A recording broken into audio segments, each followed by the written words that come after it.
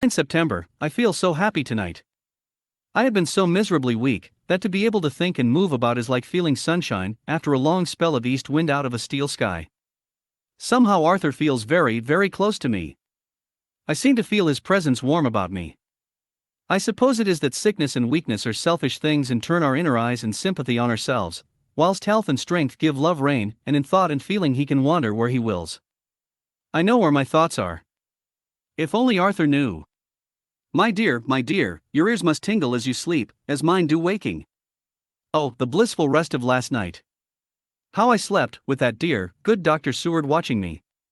And tonight I shall not fear to sleep, since he is close at hand and within call. Thank everybody for being so good to me. Thank God. Good night, Arthur. Dr. Seward's Diary. 10 September, I was conscious of the professor's hand on my head, and started awake all in a second. That is one of the things that we learn in an asylum at any rate. And how is our patient? Well, when I left her, or rather when she left me, I answered. Come, let us see, he said. And together we went into the room. The blind was down, and I went over to raise it gently, whilst Van Helsing stepped, with his soft, cat-like tread, over to the bed. As I raised the blind, and the morning sunlight flooded the room, I heard the professor's low hiss of inspiration, and knowing its rarity, a deadly fear shot through my heart. As I passed over he moved back, and his exclamation of horror, God in Himmel, needed no enforcement from his agonized face. He raised his hand and pointed to the bed, and his iron face was drawn and ashen white. I felt my knees begin to tremble. There on the bed, seemingly in a swoon, lay poor Lucy, more horribly white and wan-looking than ever. Even the lips were white, and the gums seemed to have shrunken back from the teeth, as we sometimes see in a corpse after a prolonged illness. Van Helsing raised his foot to stamp in anger, but the instinct of his life and all the long years of habit stood to him, and he put it down again softly. Quick, he said. Bring the brandy. I flew to the dining room and returned with the decanter. He wetted the poor white lips with it, and together we rubbed palm and wrist and heart. He felt her heart, and after a few moments of agonizing suspense said, It is not too late. It beats, though but feebly. All our work is undone. We must begin again. There is no young Arthur here now. I have to call on you yourself this time, friend John. As he spoke, he was dipping into his bag, and producing the instruments of transfusion. I had taken off my coat and rolled up my shirt sleeve. There was no possibility of an opiate just at present, and no need of one, and so, without a moment's delay, we began the operation. After a time, it did not seem a short time either, for the draining away of one's blood, no matter how willingly it be given, is a terrible feeling. Van Helsing held up a warning finger. Do not stir, he said. But I fear that with growing strength she may wake, and that would make danger, oh, so much danger. But I shall precaution take. I shall give hypodermic injection of morphia. He proceeded then, swiftly and deftly, to carry out his intent. The effect on Lucy was not bad, for the faint seemed to merge subtly into the narcotic sleep. It was with a feeling of personal pride that I could see a faint tinge of color steal back into the pallid cheeks and lips. No man knows, till he experiences it, what it is to feel his own lifeblood drawn away into the veins of the woman he loves. The professor watched me critically. That will do, he said. Already? I remonstrated. You took a great deal more from art. To which he smiled a sad sort of smile as he replied. He is her lover, her fiancé. You have work, much work to do for her and for others, and the present will suffice. When we stopped the operation, he attended to Lucy, whilst I applied digital pressure to my own incision. I laid down, while I waited his leisure to attend to me, for I felt faint and a little sick. By and by he bound up my wound, and sent me downstairs to get a glass of wine for myself. As I was leaving the room, he came after me, and half whispered. Mind, nothing must be said of this. If our young lover should turn up unexpected, as before, no word to him. It would at once frighten him, and injurious him too. There must be none. So. When I came back he looked at me carefully, and then said, You are not much the worse. Go into the room, and lie on your sofa, and rest a while, then have much breakfast, and come here to me. I followed out his orders, for I knew how right and wise they were. I had done my part, and now my next duty was to keep up my strength. I felt very weak, and in the weakness lost something of the amazement at what had occurred. I fell asleep on the sofa, however, wondering over and over again how Lucy had made such a retrograde movement, and how she could have been drained of so much blood with no sign anywhere to show for it. I think I must have continued my wonder in my dreams, for, sleeping and waking, my thoughts always came back to the little punctures in her throat, and the ragged, exhausted appearance of their edges, tiny though they were. Lucy slept well into the day, and when she woke she was fairly well and strong, though not nearly so much so as the day before. When Van Helsing had seen her, he went out for a walk, leaving me in charge, with strict injunctions that I was not to leave her for a moment. I could hear his voice in the hall, asking the way to the nearest telegraph office. Lucy chatted with me freely, and seemed quite unconscious that anything had happened. I tried to keep her amused and interested. When her mother came up to see her, she did not seem to notice any change whatever, but said to me gratefully, "We owe you so much, Dr. Seward, for all you have done, but you really must now take care not to overwork yourself. You are looking pale yourself. You want a wife to nurse and look after you a bit, that you do." As she spoke, Lucy turned crimson, though it was only momentarily, for her poor wasted veins could not stand for long an unwanted drain to the head. The reaction came in excessive pallor as she turned imploring eyes on me. I smiled and nodded, and laid my finger on my lips. With a sigh, she sank back amid her pillows. Van Helsing returned in a couple of hours, and presently said to me, "Now you go home, and eat much and drink enough. Make yourself strong. I stay here tonight, and I shall sit up with little miss myself. You and I must watch the case, and we must have none other to know. I have grave reasons. No, do not ask me. Think what you will. Do not fear to think even the most not improbable. Good night." In the hall 2 of the maids came to me, and asked if they or either of them might not sit up with Miss Lucy. They implored me to let them, and when I said it was Dr. Van Helsing's wish that either he or I should sit up, they asked me quite piteously to intercede with the foreign gentleman. I was much touched by their kindness. Perhaps it is because I am weak at present, and perhaps because it was on Lucy's account, that their devotion was manifested. For over and over again have I seen similar instances of woman's kindness. I got back here in time for a late dinner, went my rounds, all well, and set this down whilst waiting for sleep. It is coming. 11 September, this afternoon, I went over to Hillingham. Found Van Helsing in excellent spirits, and Lucy much better. Shortly after I had arrived, a big parcel from abroad came for the professor. He opened it with much impressment, assumed of course, and showed a great bundle of white flowers. "These are for you, Miss Lucy," he said. "For me? Oh, Dr. Van Helsing." "Yes, my dear, but not for you to play with. These are medicines." Here Lucy made a wry face. "Nay, but they are not to take in a decoction, or in nauseous form, so you need not snub that so charming nose, or I shall point out to my friend Arthur what woes he may have to endure in seeing so much beauty, that he so loves so much to distort. Aha, my pretty miss, that bring the so nice nose all straight again. This is medicinal, but you do not know how. I put him in your window, I make pretty wreath, and hang him round your neck, so you sleep well. Oh yes. They, like the lotus flower, make your trouble forgotten. It smells so like the waters of Lethe, and of that fountain of youth that the conquistadores sought for in the Floridas, and find him all too late." Whilst he was speaking, Lucy had been examining the flowers and smelling them. Now she threw them down, saying, with half laughter and half disgust, "Oh, Professor, I believe you are only putting up a joke on me. Why, these flowers are only common garlic." To my surprise, Van Helsing rose up and said with all his sternness, his iron jaw set and his bushy eyebrows meeting, "No trifling with me. I never jest. There is grim purpose in what I do, and I warn you that you do not thwart me. Take care, for the sake of others if not for your own." Then seeing poor Lucy scared, as she might well be, he went on more gently, "Oh, little miss, my dear, do not fear me. I only do for your good, but there is much virtue to you in those so common flowers. See, I place them myself in your room. I make myself the wreath that you are to wear. But hush! No telling to others that make so inquisitive questions. We must obey, and silence is a part of obedience, and obedience is to bring you strong and well into loving arms that wait for you. Now sit still a while." Come with me, friend John, and you shall help me deck the room with my garlic, which is all the way from Harlem, where my friend Vanderpool raise herb in his glass houses all the year. I had to telegraph yesterday, or they would not have been here. We went into the room, taking the flowers with us.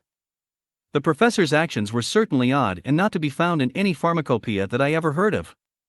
First he fastened up the windows and latched them securely. Next, taking a handful of the flowers, he rubbed them all over the sashes, as though to ensure that every whiff of air that might get in would be laden with the garlic smell. Then with the wisp he rubbed all over the jamb of the door, above, below, and at each side, and round the fireplace in the same way. It all seemed grotesque to me, and presently I said, "Well, Professor, I know you always have a reason for what you do, but this certainly puzzles me. It is well we have no skeptic here, or he would say that you were working some spell to keep out an evil spirit." "Perhaps I am," he answered quietly as he began to make the wreath which Lucy was to wear round her neck. We then waited whilst Lucy made her toilet for the night, and when she was in bed he came and himself fixed the wreath of garlic round her neck. The last words he said to her were, "Take care you do not disturb it, and even if the room feel close, do not tonight open the window or the door." "I promise," said Lucy. "And thank you both 1,000 times for all your kindness to me. Oh, what have I done to be blessed with such friends?" As we left the house in my fly, which was waiting, Van Helsing said, "Tonight I can sleep in peace, and sleep I want. 2 nights of travel, much reading in the day between, and much anxiety on the day to follow, and a night to sit up, without to wink. Tomorrow in the morning early you call for me, and we come together to see our pretty miss, so much more strong for my spell which I have work. Ho ho." He seemed so confident that I, remembering my own confidence 2 nights before, and with the baneful result, felt awe and vague terror. It must have been my weakness that made me hesitate to tell it to my friend, but I felt it all the more, like unshed tears. Chapter 11. Lucy Westenra's Diary. 12 September. How good they all are to me. I quite love that dear Dr. Van Helsing. I wonder why he was so anxious about these flowers. He positively frightened me, he was so fierce. And yet he must have been right, for I feel comfort from them already. Somehow, I do not dread being alone tonight, and I can go to sleep without fear. I shall not mind any flapping outside the window. Oh, the terrible struggle that I have had against sleep so often of late, the pain of sleeplessness, or the pain of the fear of sleep, and with such unknown horrors as it has for me. How blessed are some people, whose lives have no fears, no dreads, to whom sleep is a blessing that comes nightly, and brings nothing but sweet dreams. Well, here I am tonight, hoping for sleep, and lying like Ophelia in the play, with virgin krantz and maiden struments. I never liked garlic before, but tonight it is delightful. There is peace in its smell. I feel sleep coming already. Good night, everybody. Dr. Seward's Diary. 13 September, called at the Berkeley and found Van Helsing, as usual, up to time. The carriage ordered from the hotel was waiting. The professor took his bag, which he always brings with him now. Let all be put down exactly. Van Helsing and I arrived at Hillingham at 8 o'clock. It was a lovely morning. The bright sunshine and all the fresh feeling of early autumn seemed like the completion of nature's annual work. The leaves were turning to all kinds of beautiful colors, but had not yet begun to drop from the trees. When we entered we met Mrs. Westenra coming out of the morning room. She is always an early riser. She greeted us warmly and said, "You will be glad to know that Lucy is better. The dear child is still asleep." I looked into her room and saw her, but did not go in, lest I should disturb her. The professor smiled, and looked quite jubilant. He rubbed his hands together and said, "Aha! I thought I had diagnosed the case. My treatment is working." To which she replied, "You must not take all the credit to yourself, doctor. Lucy's state this morning is due in part to me." "How do you mean, ma'am?" asked the professor. "Well, I was anxious about the dear child in the night, and went into her room. She was sleeping soundly, so soundly that even my coming did not wake her. But the room was awfully stuffy. There were a lot of those horrible, strong-smelling flowers about everywhere, and she had actually a bunch of them round her neck. I feared that the heavy odor would be too much for the dear child in her weak state, so I took them all away, and opened a bit of the window to let in a little fresh air. You will be pleased with her, I am sure." She moved off into her boudoir, where she usually breakfasted early. As she had spoken, I watched the professor's face, and saw it turn ashen gray. He had been able to retain his self-command whilst the poor lady was present, for he knew her state, and how mischievous a shock would be. He actually smiled on her as he held open the door for her to pass into her room. But the instant she had disappeared, he pulled me, suddenly and forcibly, into the dining room and closed the door. Then, for the first time in my life, I saw Van Helsing break down. He raised his hands over his head in a sort of mute despair, and then beat his palms together in a helpless way. Finally he sat down on a chair, and putting his hands before his face, began to sob, with loud, dry sobs that seemed to come from the very racking of his heart. Then he raised his arms again, as though appealing to the whole universe. "God! God! God!" he said. "What have we done, what has this poor thing done, that we are so sore beset? Is there fate amongst us still, sent down from the pagan world of old, that such things must be, and in such way? This poor mother, all unknowing, and all for the best as she think, does such thing as lose her daughter body and soul, and we must not tell her, we must not even warn her, or she die, then both die. Oh, how we are beset! How are all the powers of the devils against us?" Suddenly he jumped to his feet. "Come," he said, "come, we must see and act. Devils or no devils, or all the devils at once, it matters not. We must fight him all the same." He went to the hall door for his bag, and together we went up to Lucy's room. Once again I drew up the blind, whilst Van Helsing went towards the bed. This time he did not start as he looked on the poor face with the same awful, waxen pallor as before. He wore a look of stern sadness and infinite pity. "As I expected," he murmured with that hissing inspiration of his which meant so much. Without a word he went and locked the door, and then began to set out on the little table the instruments for yet another operation of transfusion of blood. I had long ago recognized the necessity, and begun to take off my coat, but he stopped me with a warning hand. "No," he said. "Today you must operate. I shall provide. You are weakened already." As he spoke he took off his coat and rolled up his shirt sleeve. Again the operation. Again the narcotic. Again some return of color to the ashy cheeks, and the regular breathing of healthy sleep. This time I watched whilst Van Helsing recruited himself and rested. Presently he took an opportunity of telling Mrs. Westenra that she must not remove anything from Lucy's room without consulting him. That the flowers were of medicinal value, and that the breathing of their odor was a part of the system of cure. Then he took over the care of the case himself, saying that he would watch this night and the next, and would send me word when to come. After another hour Lucy waked from her sleep, fresh and bright and seemingly not much the worse for her terrible ordeal. What does it all mean? I am beginning to wonder if my long habit of life amongst the insane is beginning to tell upon my own brain. Lucy Westenra's Diary. 17 September, 4 days and nights of peace. I am getting so strong again that I hardly know myself. It is as if I had passed through some long nightmare, and had just awakened to see the beautiful sunshine and feel the fresh air of the morning around me. I have a dim half-remembrance of long, anxious times of waiting and fearing, darkness in which there was not even the pain of hope to make present distress more poignant. And then long spells of oblivion, and the rising back to life as a diver coming up through a great press of water. Since, however, Dr. Van Helsing has been with me, all this bad dreaming seems to have passed away. The noises that used to frighten me out of my wits, the flapping against the windows, the distant voices which seemed so close to me, the harsh sounds that came from I know not where and commanded me to do I know not what, have all ceased. I go to bed now without any fear of sleep. I do not even try to keep awake. I have grown quite fond of the garlic, and a boxful arrives for me every day from Haarlem. Tonight Dr. Van Helsing is going away, as he has to be for a day in Amsterdam. But I need not be watched. I am well enough to be left alone. Thank God for mother's sake, and dear Arthur's, and for all our friends who have been so kind.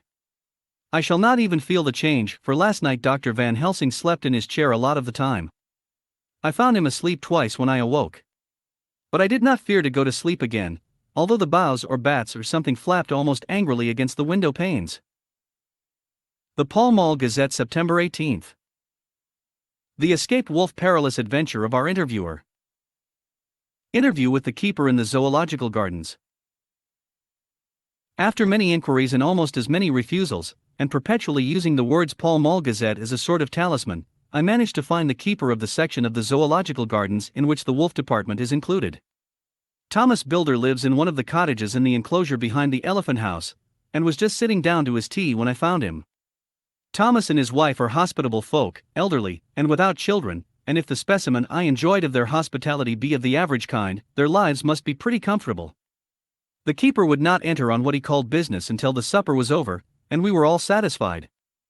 Then when the table was cleared, and he had lit his pipe, he said, "Now, sir, you can go on and arsk me what you want.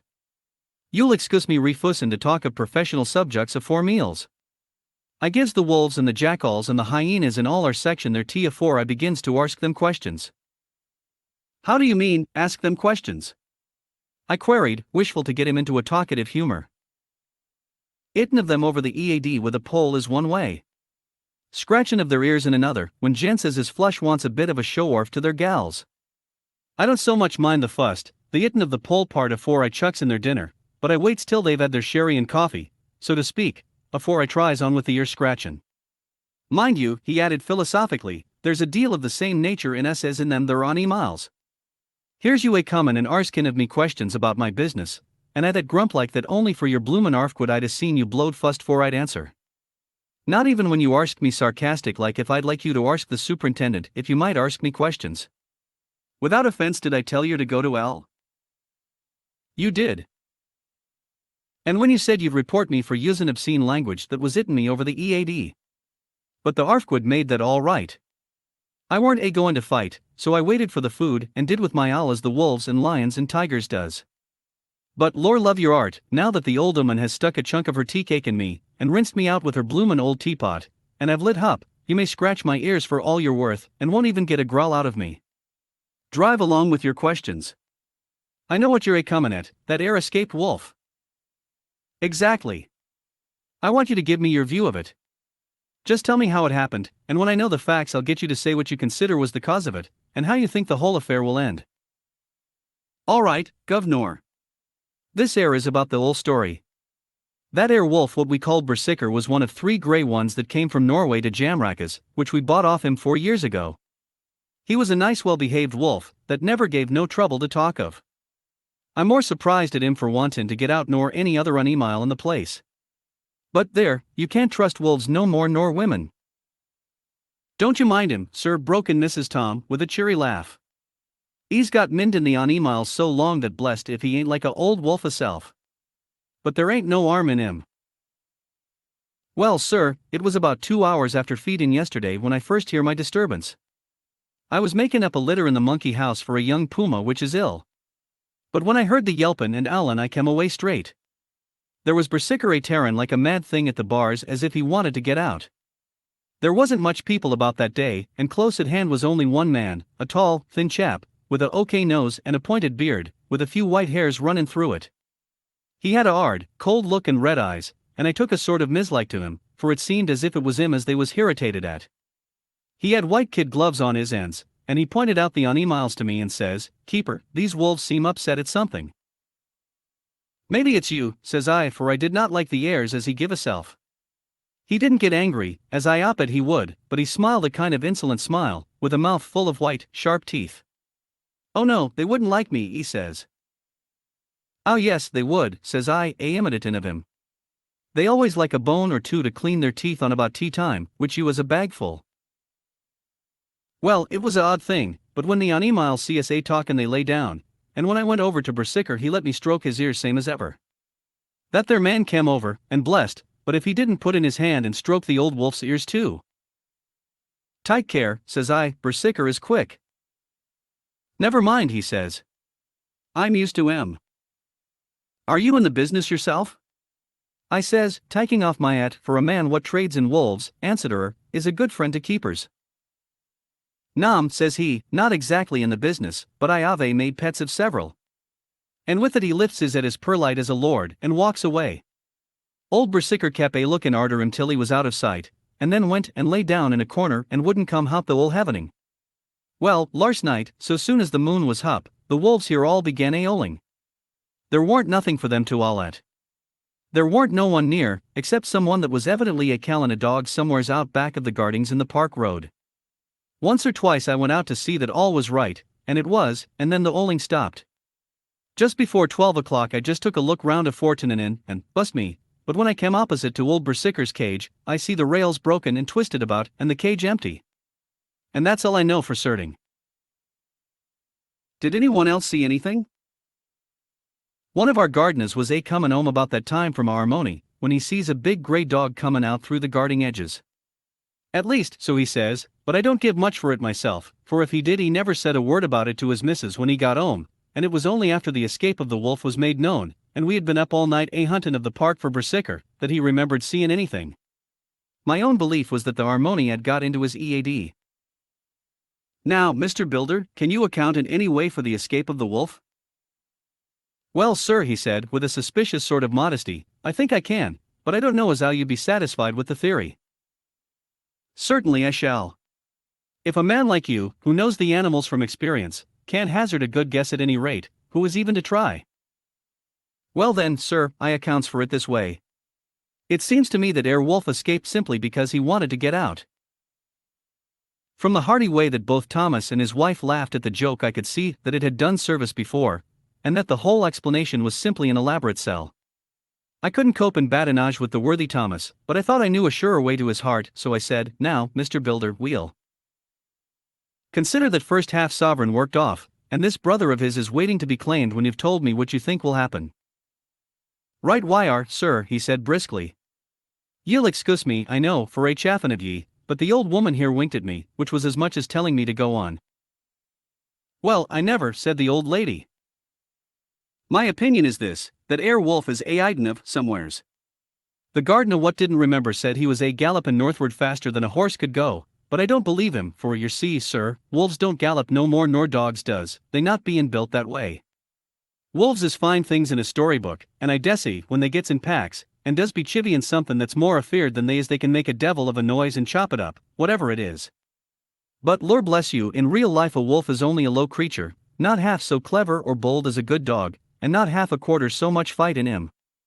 This one ain't been used to fightin' or even to providin' for hisself, and more like he's somewhere round the park hidin' and shiverin' of, and if he thinks at all, wonderin' where he is to get his breakfast from. Or maybe he's got down some area and is in a coal cellar. My eye, won't some cook get a rum start when she sees his green eyes shinin' at her out of the dark? If he can't get food he's bound to look for it, and mayhap he may chance to light on a butcher's shop in time. If he doesn't, and some nursemaid goes out walkin' or orf with a soldier, leavin' of the hinfant in the perambulator, well, then I shouldn't be surprised if the census is one babby the less. That's all. I was handing him the half-sovereign, when something came bobbing up against the window, and Mr. Builder's face doubled its natural length with surprise. God bless me, he said. If there ain't old Bersicker come back by hisself. He went to the door and opened it, a most unnecessary proceeding it seemed to me. I have always thought that a wild animal never looks so well as when some obstacle of pronounced durability is between us. A personal experience has intensified rather than diminished that idea. After all, however, there is nothing like custom, for neither Builder nor his wife thought any more of the wolf than I should of a dog. The animal itself was a peaceful and well-behaved as that father of all picture wolves, Red Riding Hood's quondam friend, whilst moving her confidence in masquerade. The whole scene was an unutterable mixture of comedy and pathos. The wicked wolf that for a half a day had paralyzed London, and set all the children in town shivering in their shoes, was there in a sort of penitent mood, and was received and petted like a sort of vulpine prodigal son. Old Builder examined him all over with most tender solicitude, and when he had finished with his penitent said, "There, I knew the poor old chap would get into some kind of trouble. Didn't I say it all along? Here's his head all cut and full of broken glass. He's been gettin' over some bloomin' wall or other. It's a shame that people are allowed to top their walls with broken bottles. This here's what comes of it. Come along, Bersicker." He took the wolf and locked him up in a cage, with a piece of meat that satisfied, in quantity at any rate, the elementary conditions of the fatted calf, and went off to report.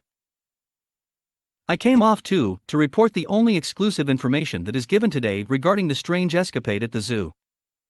Dr. Seward's diary. 17 September, I was engaged after dinner in my study posting up my books, which, through press of other work and the many visits to Lucy, had fallen sadly into arrear. Suddenly the door was burst open, and in rushed my patient, with his face distorted with passion. I was thunderstruck, for such a thing as a patient getting of his own accord into the superintendent's study is almost unknown. Without an instant's notice he made straight at me. He had a dinner knife in his hand, and as I saw he was dangerous, I tried to keep the table between us. He was too quick and too strong for me, however, for before I could get my balance he had struck at me and cut my left wrist rather severely. Before he could strike again, however, I got in my right hand and he was sprawling on his back on the floor. My wrist bled freely, and quite a little pool trickled onto the carpet. I saw that my friend was not intent on further effort, and occupied myself binding up my wrist, keeping a wary eye on the prostrate figure all the time. When the attendants rushed in, and we turned our attention to him, his employment positively sickened me.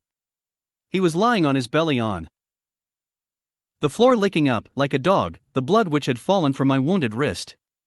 He was easily secured, and to my surprise, went with the attendants quite placidly, simply repeating over and over again, "The blood is the life. The blood is the life."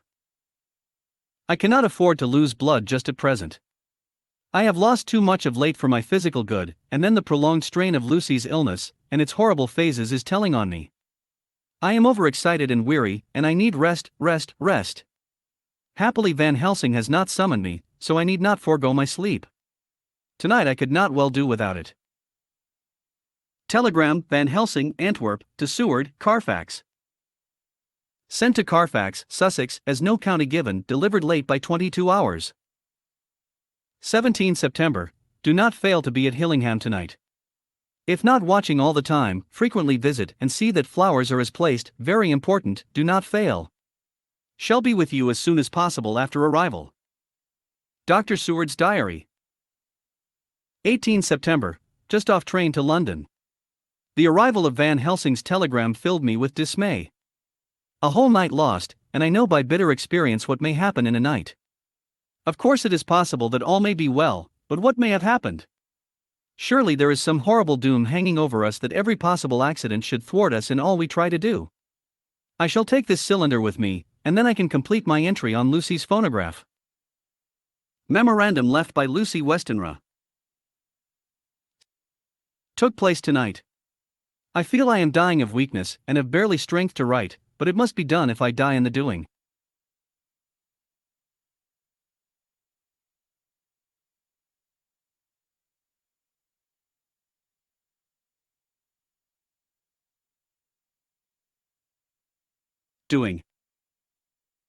I went to bed as usual, taking care that the flowers were placed as Dr. Van Helsing directed, and soon fell asleep.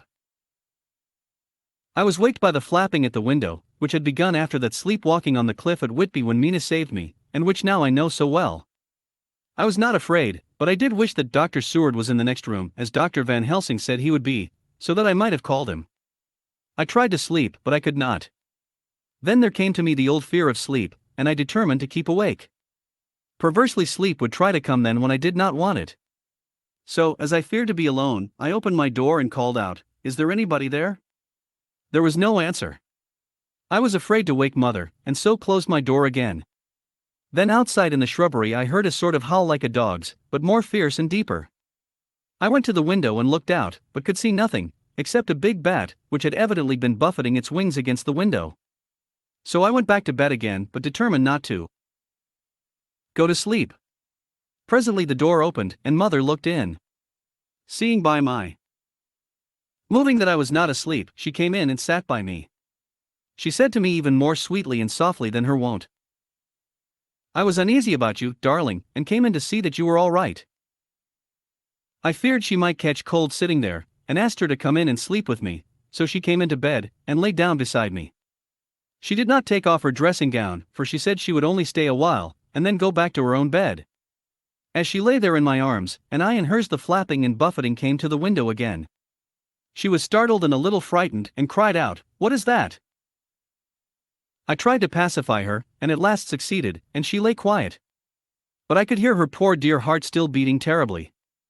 After a while there was the howl again out in the shrubbery, and shortly after there was a crash at the window, and a lot of broken glass was hurled on the floor. The window blind blew back with the wind that rushed in, and in the aperture of the broken panes there was the head of a great, gaunt grey wolf. Mother cried out in a fright, and struggled up into a sitting posture, and clutched wildly at anything that would help her. Amongst other things, she clutched the wreath of flowers that Dr. Van Helsing insisted on my wearing round my neck, and tore it away from me. For a second or two she sat up, pointing at the wolf, and there was a strange and horrible gurgling in her throat. Then she fell over, as if struck with lightning, and her head hit my forehead, and made me dizzy for a moment or two. The room and all round seemed to spin round. I kept my eyes fixed on the window, but the wolf drew his head back, and a whole myriad of little specks seems to come blowing in through the broken window, and wheeling and circling round like the pillar of dust that travelers describe when there is a simoon in the desert. I tried to stir, but there was some spell upon me, and dear mother's poor body, which seemed to grow cold already, for her dear heart had ceased to beat, weighed me down, and I remembered no more for a while. The time did not seem long, but very, very awful, till I recovered consciousness again. Somewhere near, a passing bell was tolling.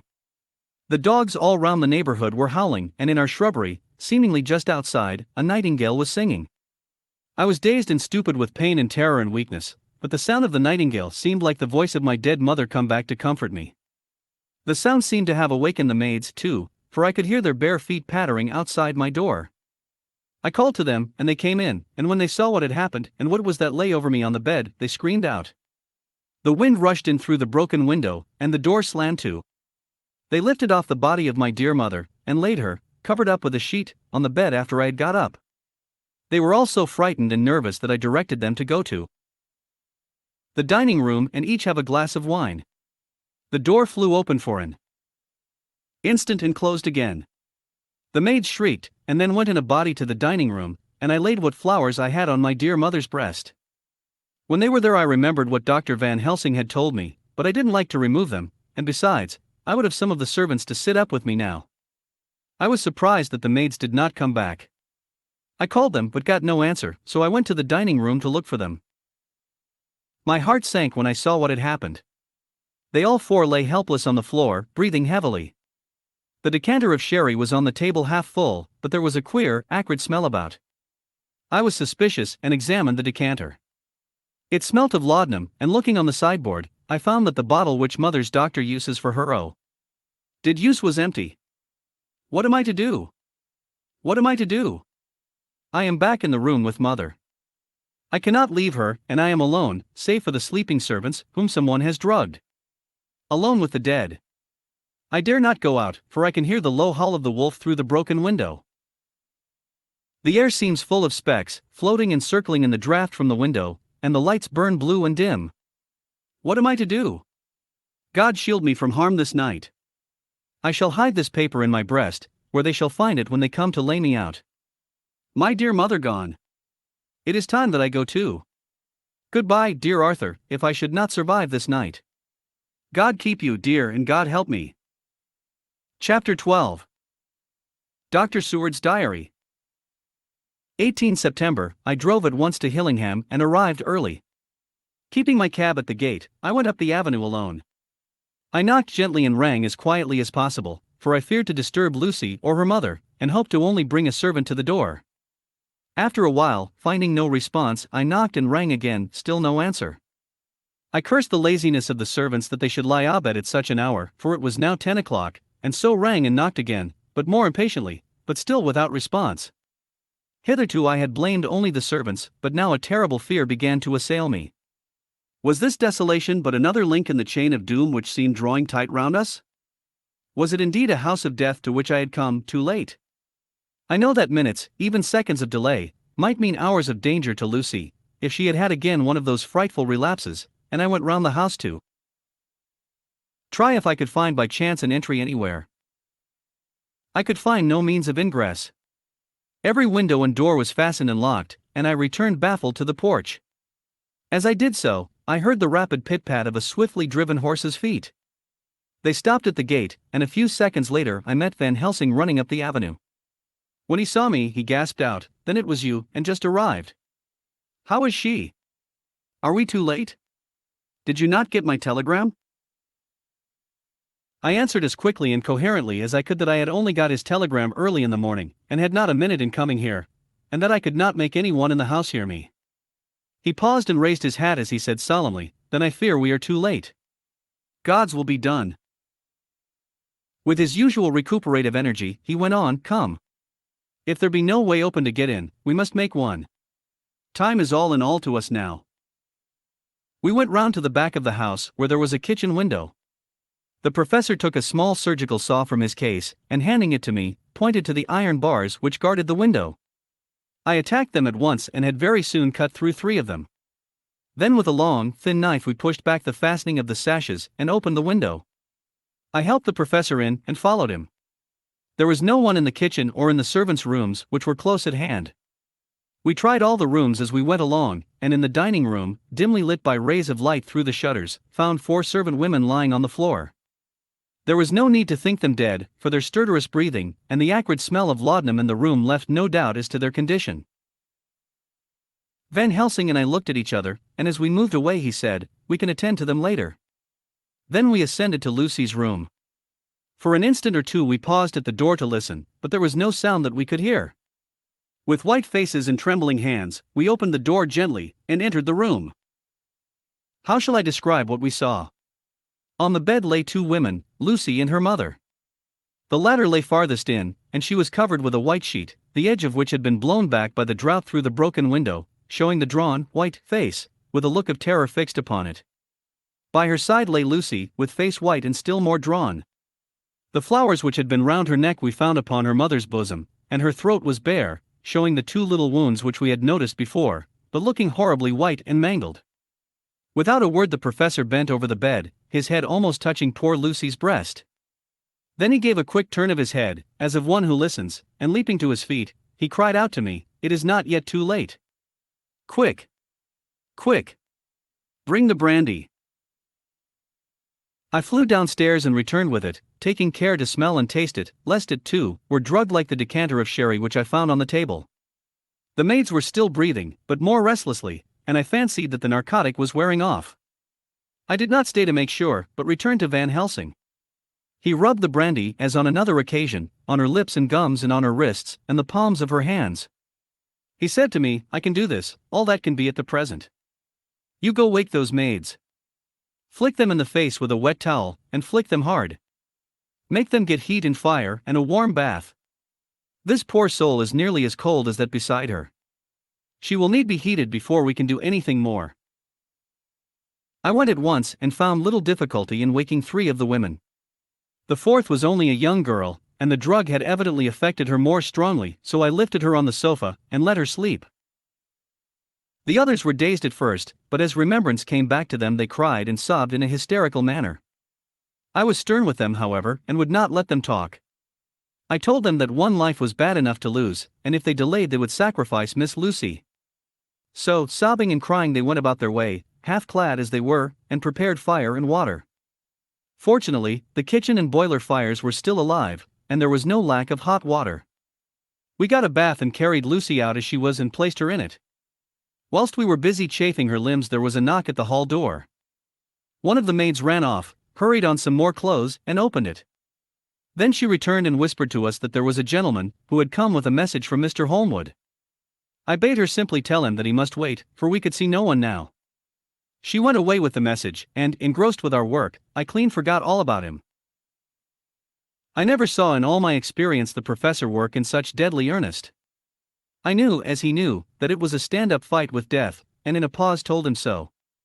He answered me in a way that I did not understand, but with the sternest look that his face could wear. If that were all, I would stop here where we are now, and let her fade away into peace, for I see no light in life over her horizon. He went on with his work with, if possible, renewed and more frenzied vigor. Presently we both began to be conscious that the heat was beginning to be of some effect. Lucy's heart beat a trifle more audibly to the stethoscope, and her lungs had a perceptible movement. Van Helsing's face almost beamed, and as we lifted her from the bath and rolled her in a hot sheet to dry her he said to me, "The first gain is ours. Check to the king."